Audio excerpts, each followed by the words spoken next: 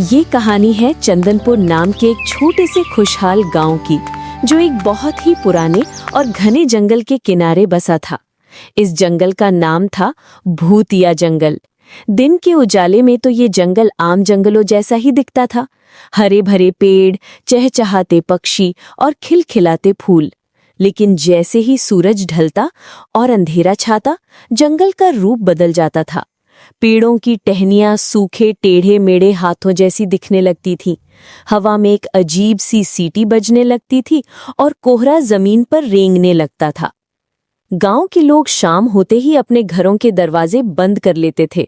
बच्चों को सख्त हिदायत थी कि वे जंगल के पास भी न भटके। इसका कारण थी एक पुरानी किंवदंती, एक डर जो हर दिल में बैठा था, भूतिया जंगल की बिना पैरों वाली चुड़ैल। गांव में दो बच्चे थे, राजू और चिंकी। राजू थोड़ा शरारती और निडर था, जिसे हर रहस्य को सुलझाने में मजा आता था। चिंकी समझदार थी, लेकिन राजू की हर शैतानी में उसका साथ देती थी। उन्हें बड़ों की बातें सिर्फ डराने वाली कहानियां लगती थी। एक शाम खेलते खेलते उनकी गेंद जंगल की सीमा के अंदर चली गई। सूरज डूब रहा था और नारंगी रोशनी पेड़ों के बीच से छनकर आ रही थी। चलो वापस चलते हैं राजू, चिंकी ने डरते हुए कहा। अंधेरा हो रहा है। अरे डरपोक, बस गेंद ही तो लानी है, राजू ने कहा और जंगल में दौड़ लगा दी। चिंकी भी उसके पीछे भागी। जैसे ही वे जंगल के अंदर कुछ दूर गए, माहौल बदल गया। तापमान अचानक गिर गया, मेंढकों और झींगुरों की आवाजें बंद हो गई और एक भयानक सन्नाटा छा गया। वे रास्ता भटक गए थे। तभी एक तेज डरावनी हंसी जंगल में गूंज उठी। कौन आया है मेरे इलाके में? और फिर पेड़ों के पीछे से एक आकृति तैरती हुई बाहर आई। वो वही थी, बिना पैरों वाली चुड़ैल। उसकी आंखें अंगारों की तरह लाल चमक रही थी। वो धीरे धीरे बच्चों की ओर तैरने लगी। भागो! राजू चिल्लाया, लेकिन डर के मारे उनके पैर जैसे जम गए थे। चुड़ैल ने अपना हाथ उठाया, उसकी उंगलियां सूखी लकड़ियों जैसी थी। तुमने मेरे जंगल में कदम रखने की हिम्मत कैसे की? अब तुम कभी वापस नहीं जा पाओगे। उसकी आवाज फटे हुए बांस जैसी थी। राजू और चिंकी एक दूसरे से चिपक गए, लेकिन चिंकी ने कुछ अजीब देखा। जब चुड़ैल डरा रही थी तो उसकी लाल आंखों के कोने में कुछ गीला सा चमक रहा था। आंसू? एक चुड़ैल और आंसू? चिंकी ने अपनी सारी हिम्मत जुटाई। रुकिए, वो चिल्लाई। चुड़ैल थोड़ी ठिठक गई। क्या? आप रो रही हैं? चिंकी ने धीरे से पूछा।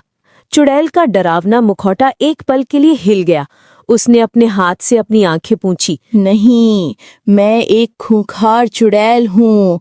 सब मुझसे डरते हैं। लेकिन आप दुखी लग रही हैं। राजू ने भी कहा। उसका डर अब थोड़ा कम हो गया था। आप हमें डरा रही हैं, लेकिन आप खुद डरी हुई लग रही हैं। चुड़ैल अब और नाटक नहीं कर सकती। उसका डरावना रूप धीरे धीरे पिघलने लगा। हवा का बवंडर थम गया। वो अभी एक डरावनी चुड़ैल नहीं, बल्कि एक बहुत ही बूढ़ी, थकी हुई और उदास औरत लग रही थी, जो अभी भी हवा में तैर रही थी। वो सिसकने लगी। तुम सही कह रहे हो बच्चों, मैं दुखी हूँ, बहुत अकेली हूँ। आप कौन हैं और आप ऐसी क्यों हैं? चिंकी ने पूछा। चुड़ैल ने अपनी कहानी शुरू की। बहुत साल पहले मेरा नाम लीला था। मैं इसी गांव चंदनपुर में रहती थी। मुझे नाचने का बहुत शौक था।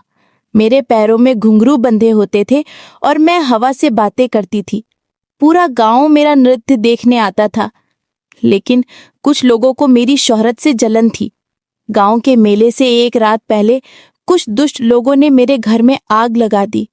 मैं बच तो गई, लेकिन मेरे दोनों पैर बुरी तरह जल गए और उन्हें काटना पड़ा। बच्चों की आंखों में आंसू आ गए। एक नर्तकी जिसके पैर ही ना हो, वो क्या करे?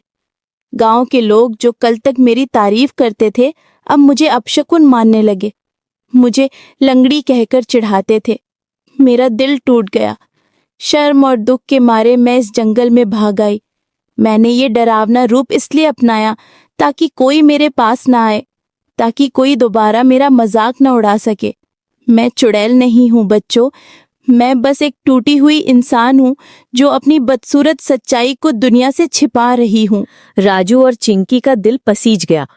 उन्होंने एक राक्षस देखा था, लेकिन उनके सामने एक पीड़ित आत्मा थी। आपको यहाँ अकेले रहने की जरूरत नहीं है लीला मौसी। राजू ने कहा।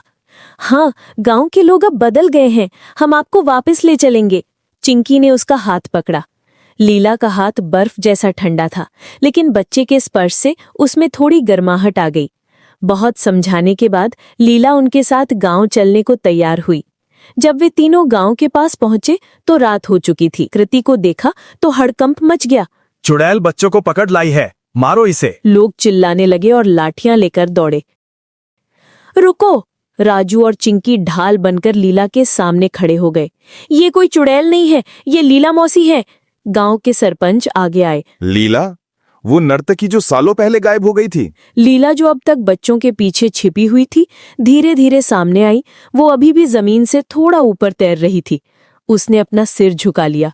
उसकी आंखों से आंसू बहकर उसकी झुर्रियों वाले गालों पर गिर रहे थे। पूरा गांव शांत हो गया। लीला ने कांपती आवाज में बोलना शुरू किया, और यही वो पल था जिसने सबकी आंखों को नम कर दिया। मुझे माफ कर दो, मुझे माफ कर दो कि मैंने इतने सालों तक तुम्हें डराया। मैंने तुम्हारी बच्चों के दिलों में खौफ पैदा किया। मैं बस अपनी टूटी हुई पहचान को छिपाना चाहती थी। जब मेरे पैर छिन गए तो मुझे लगा कि मेरी इंसानियत भी छिन गई है। तुम्हारे तानों से बचने के लिए मैंने इस जंगल के अंधेरे को अपना साथी बना लिया। मैंने सोचा कि अगर मैं डरावनी बन जाऊंगी तो कोई मुझे चोट नहीं पहुंचाएगा। लेकिन आज इन दो मासूम बच्चों ने मुझे दिखाया कि डर के उस पार भी दुनिया है। इन्होंने मेरे डरावने चेहरे के पीछे छिपे एक दुखी इंसान को देखा। मैं कोई चुड़ैल नहीं हूँ, मैं बस वही पुरानी लीला हूँ जो अपना सब कुछ खो चुकी थी और रास्ता भटक गई थी। अगर हो सके तो इस अभागन को माफ कर देना। उसकी बात सुनकर गांव के सबसे कठोर व्यक्ति की आंखों में भी आंसू आ गए। सरपंच आगे बढ़कर अपने हाथ फैला दिए। हमें माफ कर दो लीला, सरपंच ने कहा। हमने तुम्हारे हुनर की कदर की, लेकिन तुम्हारे दुख को नहीं समझा। ये गांव तुम्हारा घर था और हमेशा रहेगा। सभी को राम राम। अगर आप भी अपना नाम वीडियो में लाना चाहते हैं तो कमेंट में अपना नाम लिखिए और चैनल को सब्सक्राइब कीजिए।